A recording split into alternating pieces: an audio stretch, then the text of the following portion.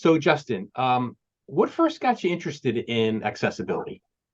Uh, yeah. So, first, let me just say thanks for having this conversation, Of course. Mike. This is it's always exciting to talk about, and it's a minor obsession of mine. So, I really got interested in digital accessibility when I was a course developer over at the School of Professional Studies here at Columbia.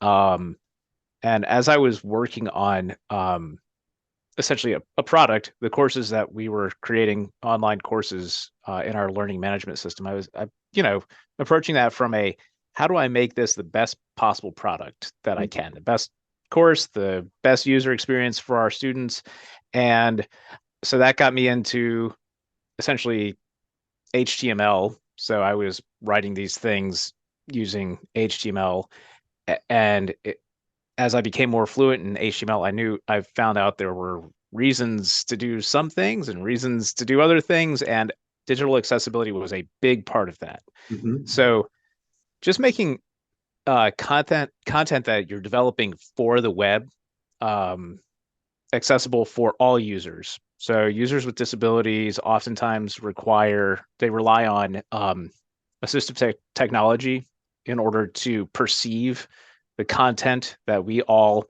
can just very easily consume.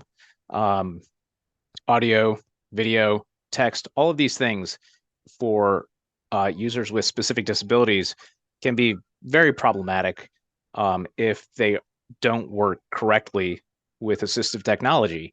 And so just I was being very pedantic about the HTML I was writing. And so um, I just I got obsessed with making sure that that was correct and that it would work for the most people possible. And I started driving my coworkers crazy, beating the drum of accessibility throughout the office. And I think that I've made a somewhat positive impact um, here at the university Oh, with that.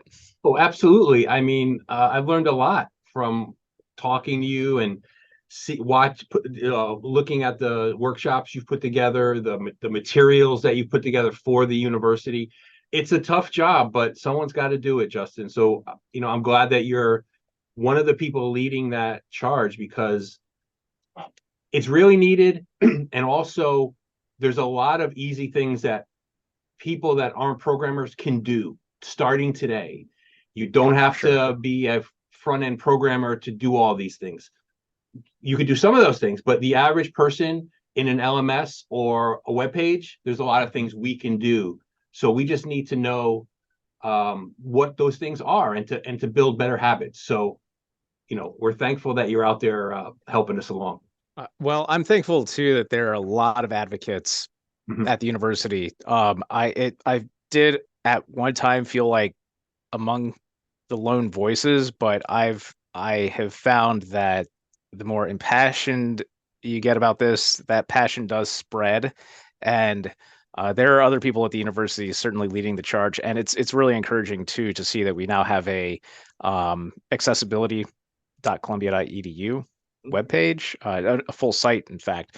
There are lots of people talking about this. There are working groups specifically addressing uh, digital accessibility in our learning management system. So it's really grown, and it's at this point I can't take any credit for that. I was just shouting at the School of Professional Studies, and now people are actually genuinely working on this. So it's very cool.